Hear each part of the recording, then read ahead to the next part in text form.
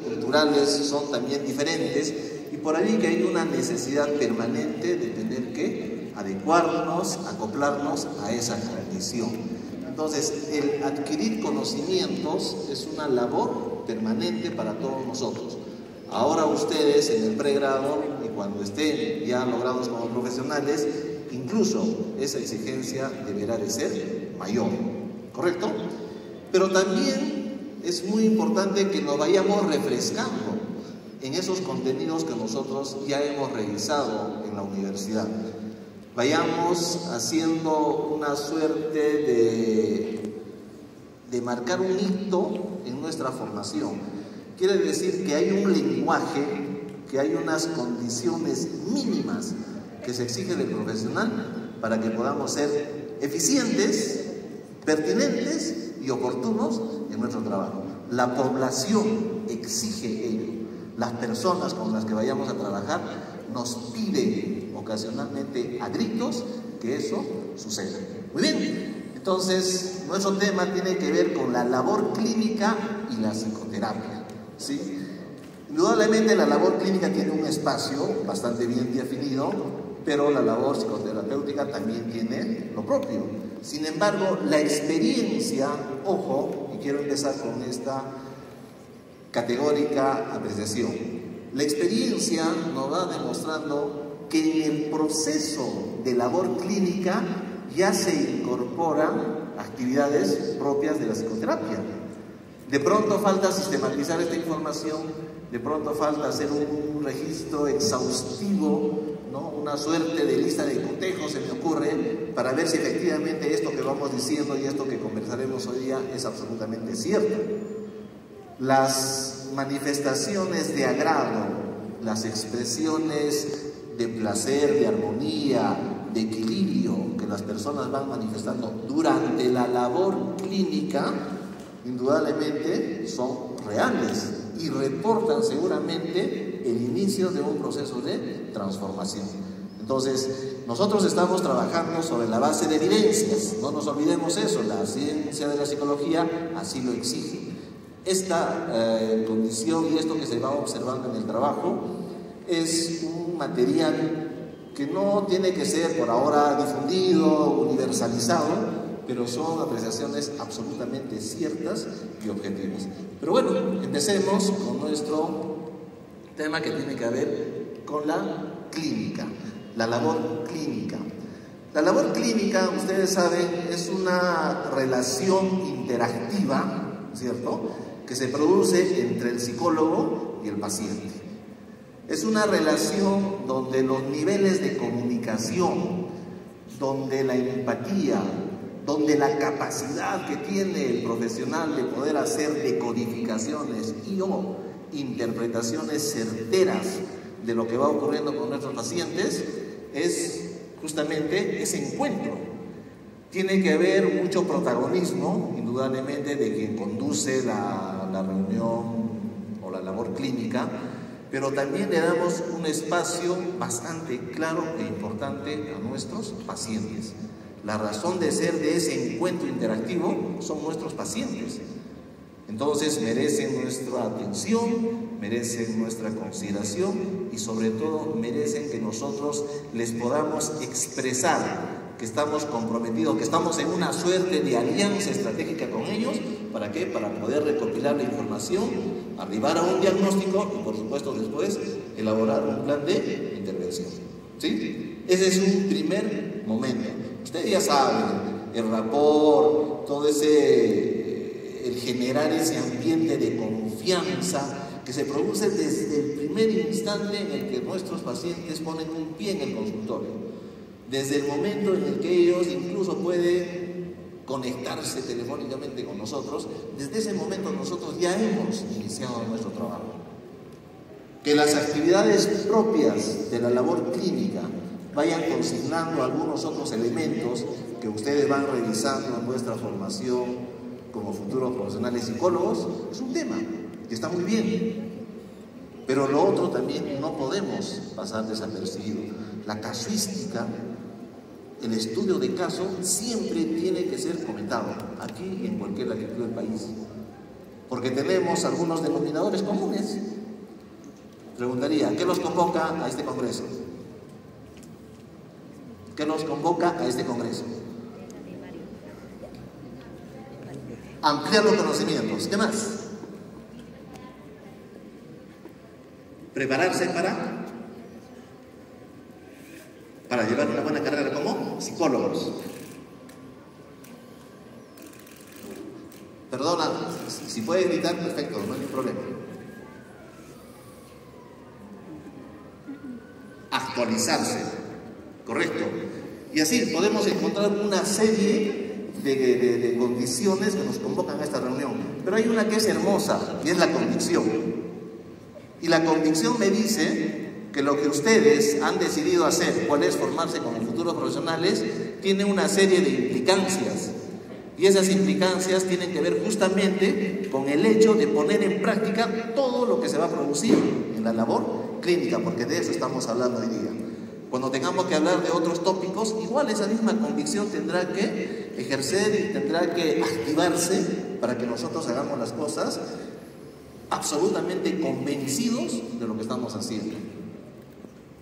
Saben ustedes que hoy día estamos teniendo algunos problemas con nuestra labor. Hay unas leyes por allí que intentan restringirnos en nuestras funciones, pero ese no es el objetivo de esta reunión, porque aquí no hemos venido a reclamar, aquí hemos venido a empoderarnos, aquí hemos venido a decir quiénes somos y mostrarnos al mundo, y por ello necesitamos reforzar eso que sabemos hacer. Indudablemente, dentro de esta relación interactiva entre el psicólogo y el paciente, vamos a dar cuenta de todas esas herramientas que nosotros sabemos utilizar con minuciosidad, ¿no? Me estoy refiriendo a la observación, me refiero a la entrevista, que son dos de las herramientas fundamentales, son piedras angulares sobre las cuales nosotros tenemos que trabajar. Si no sabemos observar, si no sabemos entrevistar a las personas, podríamos tener dificultades. Se espera que el profesional psicólogo deba, entre otras cosas, manejar estas dos herramientas con mucha sutileza, con mucha precisión y de la manera más exhaustiva, porque esa es nuestra herramienta de trabajo. Si para otro profesional su herramienta de trabajo es el teodolito, aunque el teodolito creo que ya fue, ¿no?, para los ingenieros, pero algún otro equipo de última generación. Si para algunos otros profesionales de la salud su herramienta de trabajo es la farmacología, ¿no? Perfecto. Para nosotros es el lenguaje, es la entrevista, es la observación. A partir del uso minucioso de estas dos condiciones, podemos marcar el éxito en nuestro trabajo o podemos marcar la deficiencia en nuestro trabajo. ¿De qué me sirve un profesional que pueda fijarme fechas, ¿no?, definiciones tal y cual están mencionadas en la literatura? Sí, tiene su mérito, ¿por qué no? Pero nosotros tendremos que hacer traducciones de lo que la teoría nos señala. Entonces, cuando a ustedes les dicen que ustedes deben de poseer una comunicación certera, deben de tener una escucha activa, ¿eso dónde voy a poner en práctica? En los espacios que corresponden al pregrado y con mucha más razón cuando esté ya en el ejercicio de mi profesión. ¿Sí? Es sencillo la escucha activa, sencillísima, ¿no?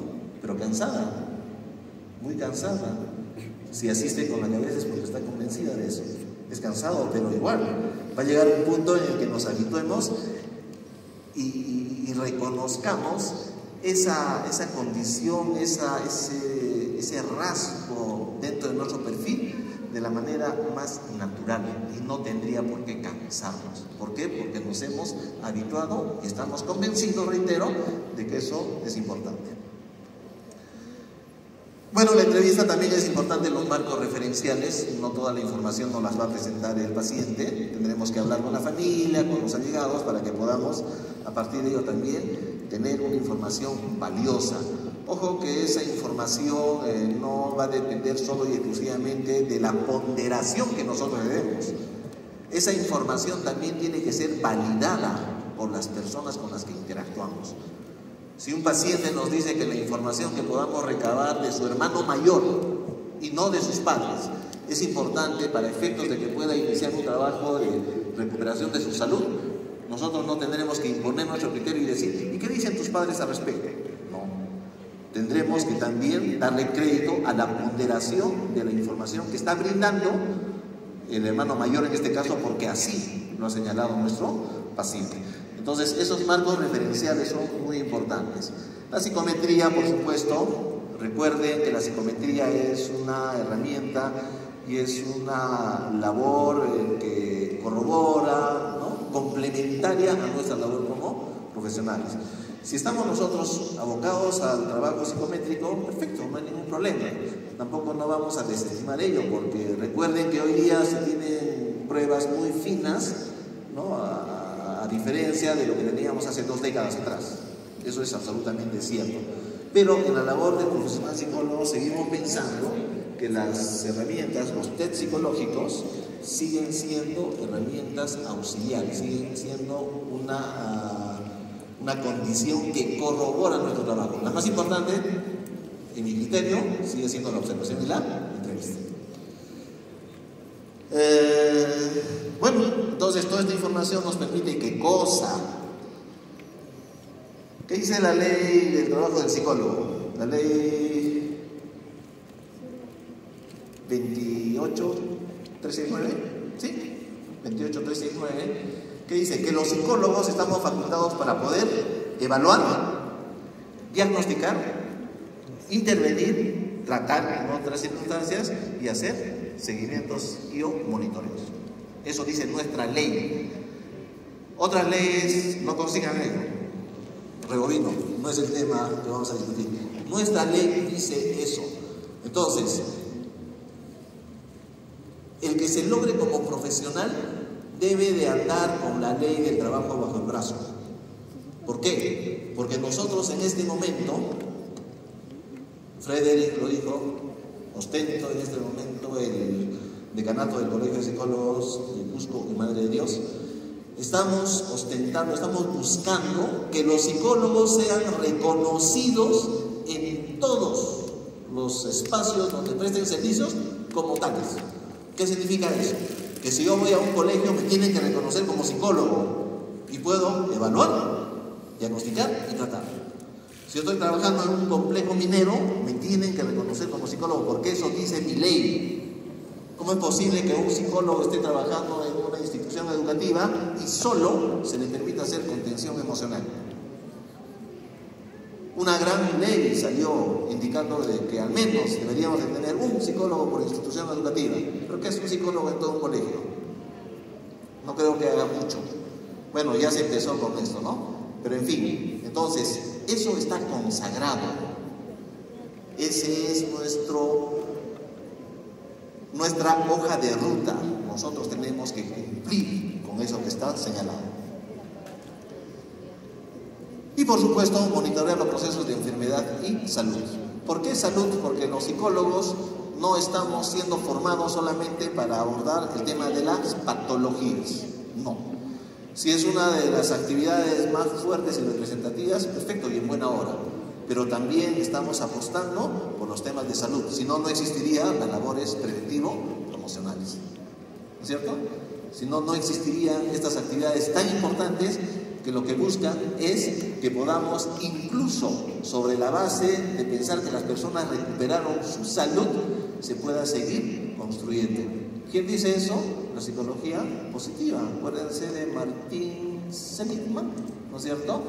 Él dice que, genial, nosotros podemos atender los problemas de salud y si hacemos que las personas puedan recuperarse, incluso sobre ello podemos seguir trabajando. Entonces, eso nos hace pensar en los temas de salud, no solamente en los tópicos de la enfermedad.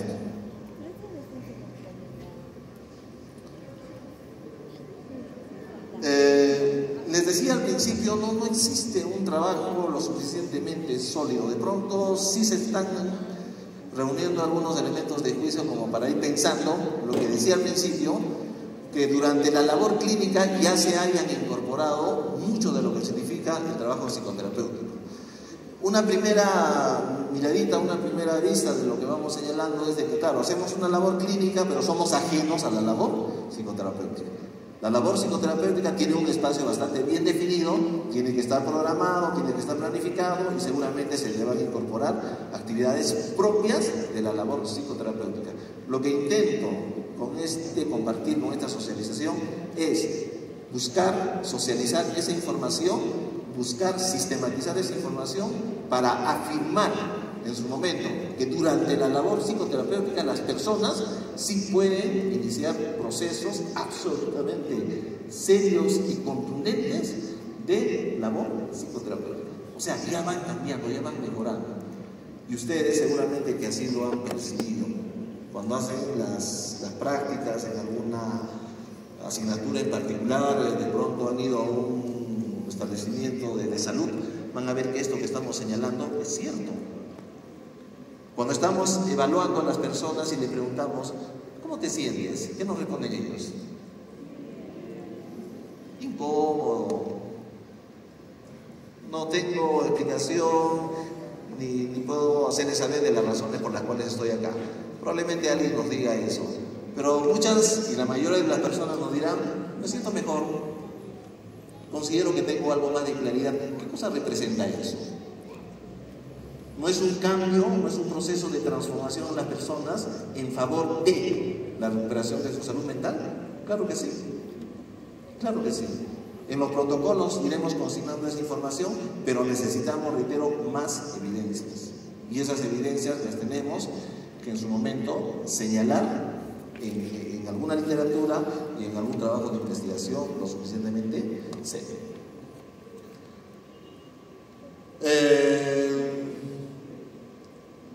La labor clínica se basa en una relación profesional y humana.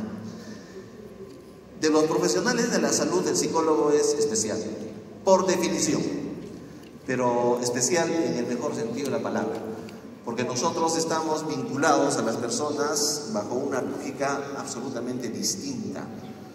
Lo que antes decía, el hecho de no solamente psicopatologizar el comportamiento de los individuos, nos hace pensar que entablamos una relación humana, que si bien se observa, ojo, si bien se observa en otros profesionales de la salud, nosotros estamos abanderando, estamos encabezando esa postura. Antes de ayer, conversaba con la directora del programa de salud mental de Geresa, la Gerencia Regional de Salud, acá en Cusco. Ella es psicóloga. Y ella nos decía que efectivamente las enfermeras, los psiquiatras y algún otro profesional más de las obstetrices desarrollan algunas actividades que son propias de la psicología, pero no se traduce necesariamente en intrusismo, sino se traduce en la necesidad de hacer un trabajo de intervención integral. Eso es diferente. Pero ¿quiénes están abanderando eso? Nosotros, como psicólogos. Inevitable comentarles. ¿Quiénes pueden hacer diagnósticos? Los psiquiatras, ¿no es cierto? De salud mental, ¿ah? Y en ausencia de ellos, ¿quiénes pueden hacer? Los médicos generales. Increíble, ¿no? Entonces, hay muchos profesionales que están vinculados a los temas de la salud mental, pero sigo pensando, y espero que así lo compartamos, sigo pensando que nosotros como psicólogos tenemos que abanderar ello porque es nuestro afán, es el tema que nosotros manejamos y dominamos. Que otros puedan desarrollar algunas actividades complementarias, repito, en el afán de hacer una atención integral, formidable, no hay ningún problema. Pero no dejemos que esa postura rebase las líneas que sí se traducen en intrusismo. Allí sí nosotros tenemos que poner los puntos sobre las IES y decir que eso no está bien. Un una enfermera no puede hacer labor psicoterapéutica, no lo puede hacer. ¿Quién lo puede hacer? El psicólogo. ¿Quién puede contribuir? Ellos, sí, y no hay ningún problema.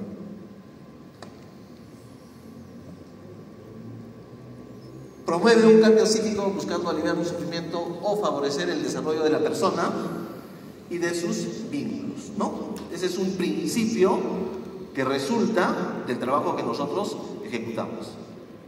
Nuestro objetivo principal, el norte que nos trazamos como profesionales, es efectivamente el que podamos hacer que las personas reviertan su condición y accedan a una diferente, donde puedan expresar armonía, donde puedan sentirse agradados, donde puedan mantener vínculos, relaciones interpersonales productivas, etcétera, etcétera, etcétera. Puedan ser buenos trabajadores, puedan ser buenos hijos, puedan ser buenos padres, puedan ser buenos estudiantes.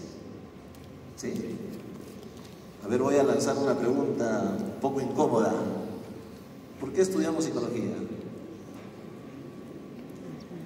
Y si me dan la respuesta que quiero escuchar, podríamos comprender muchas cosas. ¿Por qué estudiamos la psicología?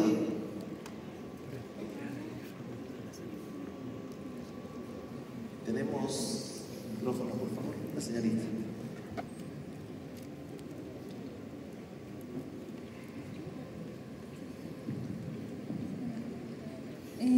Creo que estudiamos psicología la gran parte acá porque hemos tenido algún suceso que nos marcó en nuestra vida, ¿no?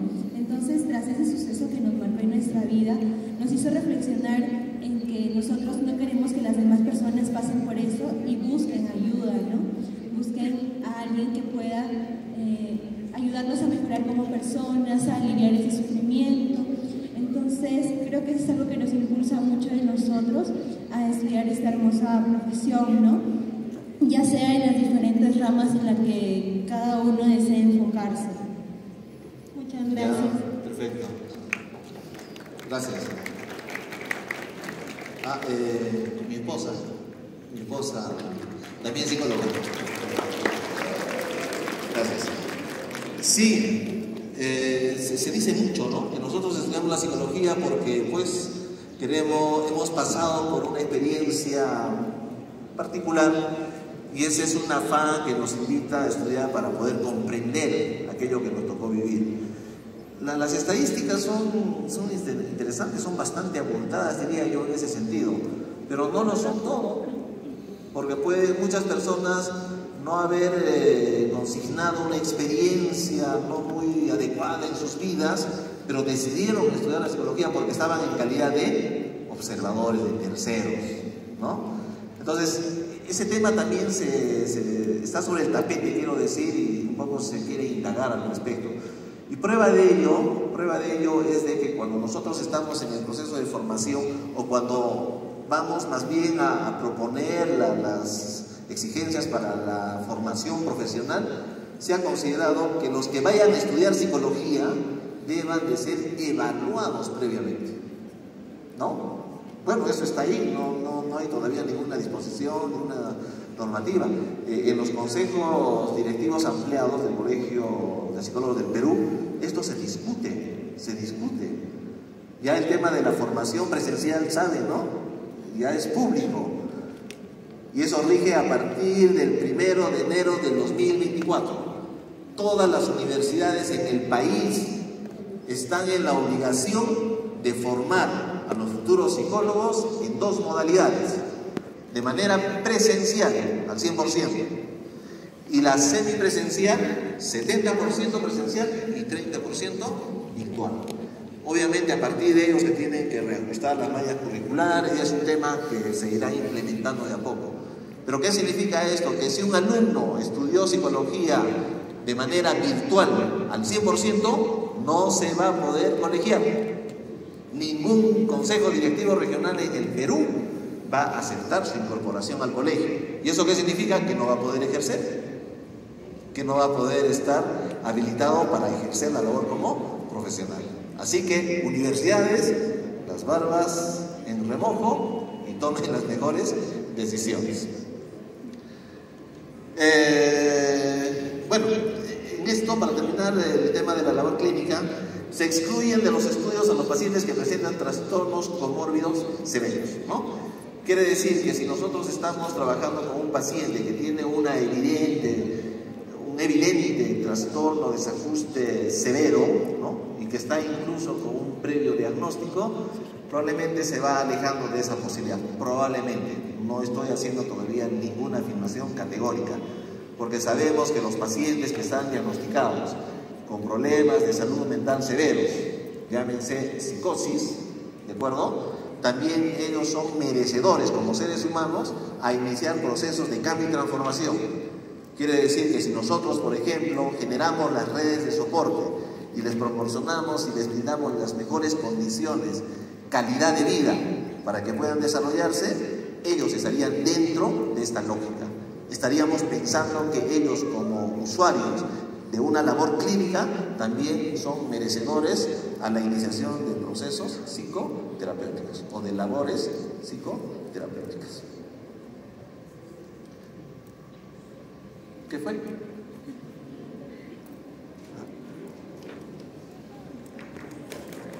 No terminé todavía.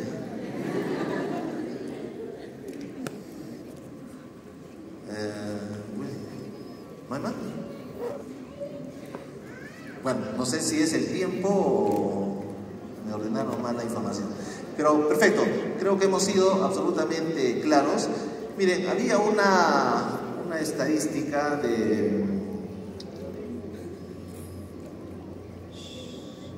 Piqueri, se llama así.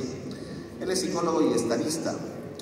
Y señala que cuando se inicia un proceso terapéutico, ojo, cuando se inicia un proceso terapéutico, aproximadamente entre el 35 y 40% abandonan la psicoterapia. ¿Qué nos sugiere eso? ¿Que estaba mal el plan de intervención? ¿Que se le acabaron las economías a los pacientes? Probablemente sean razones absolutamente reales y que podamos entender. Pero también podemos suponer que las personas en ese corto tiempo pudieron haber alcanzado el nivel que para ellos representa el haber iniciado una transformación, un cambio y expresar agrado por las bondades de la psicoterapia. ¿Sí? Entonces, las cosas no están dichas. Cuando nosotros vayamos a planificar un plan de tratamiento, tendremos que hacer una proyección de cuántas sesiones, cuántas reuniones deberíamos de tener con los pacientes. Es un estimado, pero el proceso se encarga o de reafirmar eso o de proponer una condición diferente. ¿Ustedes creen que en un primer encuentro las personas podrían sentirse satisfechas? No, absolutamente, categóricamente no. Pues diría yo que sí. En la entrevista cero, las personas pueden expresar un nivel de confianza, pueden hacer saber de que efectivamente son capaces de poder empezar sus reajustes. ¿Nosotros somos los salvadores de los pacientes? ¿Nosotros les solucionamos los problemas? No, nosotros les facilitamos. Somos un puente, ¿no?, que lo vincula con esas actividades en favor de su recuperación. Claro está que si un día el paciente te encuentra en la calle y te dice: doctor, muchísimas gracias, usted me ayudó a salir de este problema, usted permitió aquello, ¿cuál va a ser mi actitud? ¿Recibido? ¿No? Muy bien, te agradezco por el reconocimiento, pero recuerda que gran parte recae sobre tus propias responsabilidades. Eso ayuda a las personas de tal suerte que nos desligamos de los pacientes y no creamos un vínculo, no los anclamos al trabajo con el que procuraron mejorar su condición. Digamos, es tu responsabilidad también y los dejamos libres.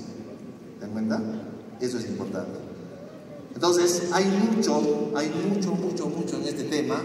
Sin embargo, este pequeño tiempo que se me ha permitido, pequeño pero espero significativo tiempo, es para que podamos reflexionar, acentuar, refrescarnos, recordar qué estamos haciendo, qué rostro vamos a mostrar a la comunidad, cómo vamos a interactuar con otros profesionales que también están vinculados a los temas de salud mental. Ya esos tiempos en los que había enfrentamiento entre profesionales no sirven, demostrado que no sirven. ¿Por qué? Porque acá el fin último son las personas, son los pacientes, son con quienes nos vamos a involucrar.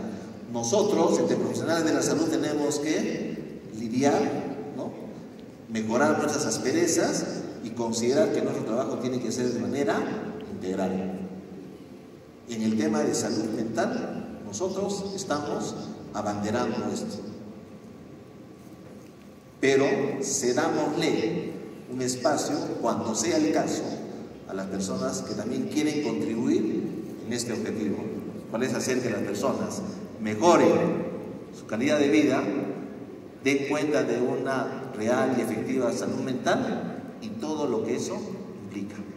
Busquemos una cultura de paz, ¿por qué no? ¿Sí? Perfecto. Si tenemos hasta aquí alguna pregunta, algo que comentar, por favor, soy todo oídos.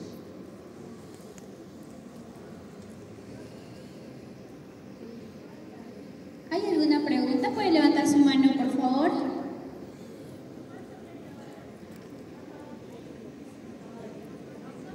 ¿Falta media hora? Puede continuar, señor. Ah, ya. ¿Sí? Pero no tengo material. No veo, pensé que unas...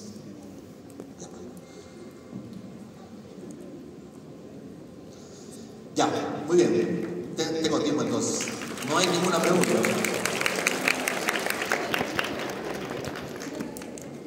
¿Sí? ¿Inquietudes?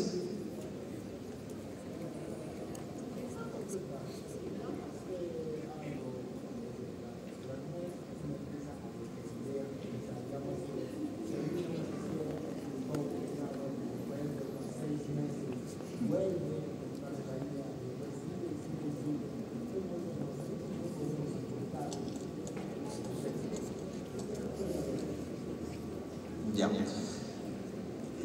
Las personas, todos nosotros, hacemos uso de un derecho, cual es reservarnos información, ¿sí? Y ni el mejor experto, ni el mejor psicólogo podría de pronto recabar esa información. No le adjudiquemos a su mala práctica, no le adjudiquemos a su estrategia poco pertinente o a su falta de experticia, no sé. Yo creo que todos los seres humanos estamos en nuestro derecho de poder reservarnos alguna información. Entonces, ¿qué pasa? Cuando tenemos una dificultad, cuando tenemos un problema que amerita nuestra concurrencia al psicólogo, tendremos que ir enfocados en abordar esa temática, ese punto en particular. Pero sabemos que hay otros contenidos que podrían, digamos, al mejor estilo de una comorbilidad, estar presente. Pero hemos decidido no exponer eso al psicólogo, solamente trabajar un tópico. Ese tópico puede mejorar nuestra condición, puede hacer de que efectivamente accedamos a una condición de salud mental y puede hacer que nos vayamos desarrollando de la mejor manera. Pero al cabo de unos 2 o 3 meses, ¿cuál es la inquietud de nuestro compañero? Podría recrudecer ese mismo malestar. ¿Y por qué? Porque el tema de comorbilidad no fue abordado. La lógica en los temas de salud mental no obedece ni a los factores unilaterales ni a los factores únicos consignados como parte de su etiología. Los problemas de salud mental están señalados por su multifactorialidad. Son muchos factores los que desencadenan, los que predisponen o determinan un problema de salud mental. Entonces, a veces el tiempo y las condiciones en las que nosotros nos vinculamos con los pacientes no son los propicios como para poder abordar toda la problemática. Solo nos abocaremos y por, digamos, iniciativa del paciente a ese que es el más álgido, al que es el más destacado, el más explícito, el que a primera vista es el que más problemas me genera, pero sabemos que hay otros elementos que pueden estar contribuyendo al malestar de cualquier persona, ¿no? Supongamos en el colegio, un niño que no está avanzando de la mejor manera en términos académicos, ¿no? Tiene bajo rendimiento académico. Pero ese bajo rendimiento académico, ¿por qué es? Porque, bueno, como psicólogo podríamos ir, vamos a ver un poco qué pasa en la familia, cómo están los vínculos familiares, cómo está la responsabilidad de los papás respecto a sus obligaciones como formadores, ¿no? Puede ser una primera idea, pero después vamos descubriendo que no solamente es ello. También encontramos de que es víctima de acoso escolar en el colegio y que está entrando a una etapa en particular que corresponde a la pubertad, ¿no es cierto? Y está experimentando unos cambios propios de la edad, pero estas cosas no las hemos visto, solamente nos hemos enfocado en el tema de su bajo rendimiento académico.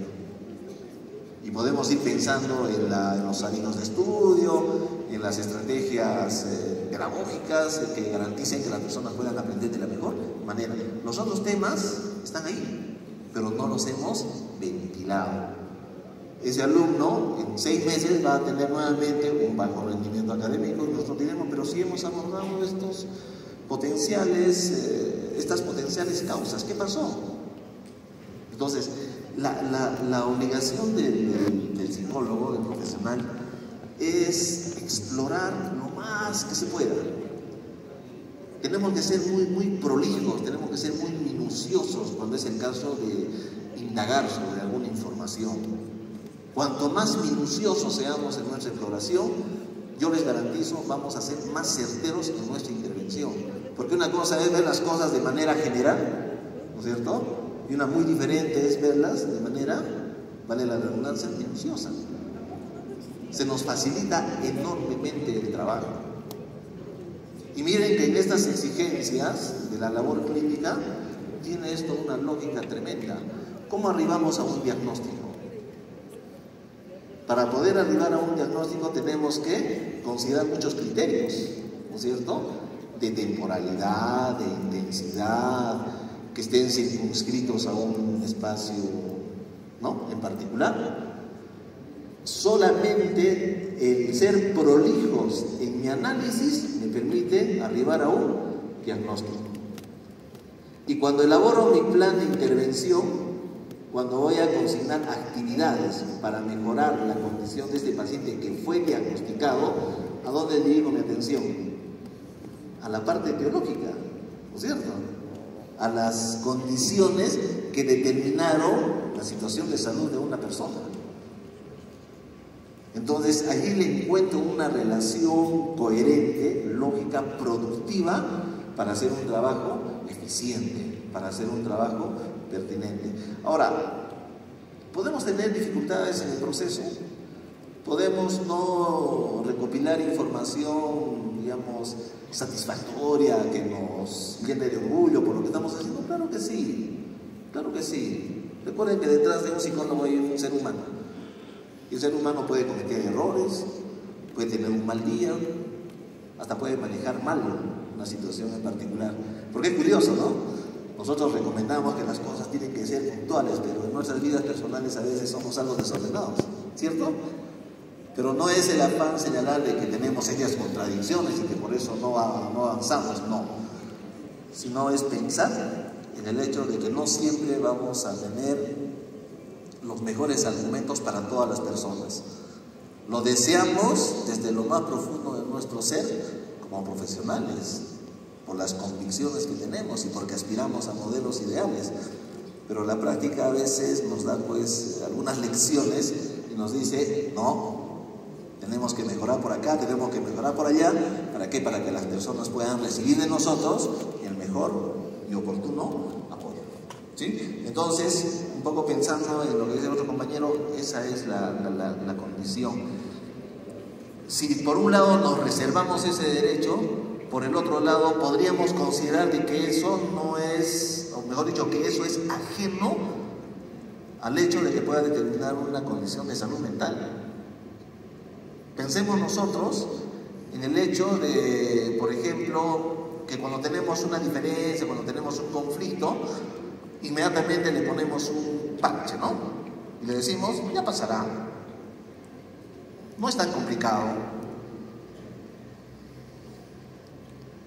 Y eso puede determinar o puede fijar la diferencia entre hacer bien o mal las cosas. ¿Ya? Intentemos hacer las cosas de la mejor manera. ¿Por qué? Porque existen cosas del otro lado, ¿no? Sobre las cuales nosotros no vamos a poder ejecutar, vamos a decir, nuestras mejores herramientas y poder hacer que todo sea color de rosa. Eso va a ser casi imposible, ¿no? ¿Algo más? Bien, ¿tienen otra pregunta?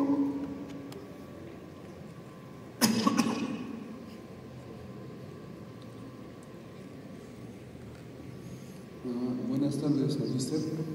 Mi pregunta es respecto al secreto profesional en psicoterapia. Cuando estás tratando con un adolescente que consume sustancias psicoactivas, pero no quiere que sus padres lo sepan, nuestra labor como psicólogos en el informe psicológico para los padres es poner que son el paciente, o podríamos tener el secreto profesional con el adolescente.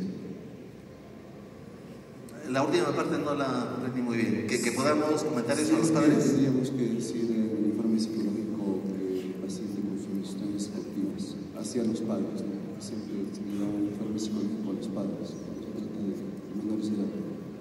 Ya. Generalmente las personas que consumen sustancias psicoactivas consignan un hermetismo peculiar, ¿no? Tienen un grupo que los respalda y donde efectivamente se consolidan, digamos, actividades de esta naturaleza. El primer paso para poder trabajar con los pacientes que consumen sustancias es de que acepten su condición de enfermedad, ¿no es cierto? Acepten la condición que en ese momento les toca vivir. Ahora, ¿cómo hacer saber esto a los padres? Es la pregunta más o menos, ¿no? Esa es la pregunta. Ya. El profesional, el psicólogo, tiene una práctica que lo representa y es la confidencialidad. ¿De acuerdo? La confidencialidad es una práctica que se tiene que producir incluso entre los miembros a los cuales estoy prestando mis servicios. Quiere decir que si el hijo me confió una información, yo no tendría por qué divulgarla a los padres, aún pensando de que ellos tienen responsabilidad y podrían ayudar de la manera más clara en la recuperación. Hay algunas excepciones, por supuesto sabemos estas, y en este caso en particular tendría que ser aquella que nos señale el consentimiento del involucrado, de quien está consumiendo las drogas. ¿Y por qué esta exigencia? Ojo, que es una exigencia que no solamente tiene que partir de él, es una exigencia que nosotros también podemos proponer. Y le diremos, se me ocurre, ¿no? ¿Consideras que tus padres deben de saber lo que está ocurriendo? Quizás la primera respuesta sea, no, de ninguna manera, imagínense, me matan, me botan de la casa, ¿no? Pero tenemos que hacer que la problemática se imponga sobre estas potenciales decisiones que podrían tomar los padres. Nos le diríamos, ¿consideras que tus padres deban de saber esto? Sí, pero no sé la forma. Allí ya tengo su consentimiento y los vinculo a los padres para efectos de poder iniciar el proceso de abordaje, ¿no es cierto?, y mejorar su condición. En otras circunstancias tendríamos que trabajar con los padres, ¿de acuerdo? Y recopilar una información también valiosa y practicar exactamente la misma confidencialidad. Nosotros no somos carteros, ¿no? Yo no recojo información acá y se la llevo a los padres, recojo de los padres y se la llevo. No, ese no es nuestro trabajo. Nuestro trabajo tendrá que en su momento, por supuesto, consolidar toda la información y proponer condiciones, esperemos, correctas y adecuadas como para superar esa problemática. En otras circunstancias, si no tenemos presentación de enfermedad, si no tenemos la autorización para divulgar información y no hacemos de que todos asuman responsabilidades, el éxito del trabajo puede estar en tela de juicio. Puede estar en tela de juicio. Porque, ojo, además, que el problema del muchacho que consume sustancias no es solamente su problema, es un problema de la familia. ¿No es cierto? Y si solucionamos el problema del muchacho, lo más probable es que toda la dinámica familiar se recomponga. Entonces, es un formato, es una fórmula, digamos, que reporta cierta certeza en el trabajo cuando las cosas las debemos de abordar de esta forma. Probablemente existan algunos otros modelos más confrontacionales, más de corte condicionante, por ejemplo, que haga que también prospere. Pero esta que comentamos suele reportar algún beneficio y hondas satisfacciones también para nosotros como profesionales. ¿Estamos claros? Bien, aquí tenemos otra pregunta, por favor. Buenos días. Yo tenía una consulta respecto a la labor clínica. Como sabemos, la mayoría de los psicólogos clínicos pues trabajan en centros comunitarios o centros de salud muchas veces, ¿no? Y un problema que yo he visto que pasa mucho es que, por ejemplo, el Ministerio de Salud te pide llenar, digamos, un número de casos de depresión. No sé, que al mes tú atiendas a 200 personas con depresión. Pero ¿qué pasa si a tu centro de salud o al centro comunitario no asisten las 200 personas, sino, digamos, asisten 100, 150? Y muchas veces lo que suelen hacer es llenar otros diagnósticos. Digamos, viene una persona que tiene TOC o que tiene, no sé, ansiedad, y lo ponen como si fuera depresión para llenar las estadísticas, en vez de que tal vez lo que debería hacer el ministerio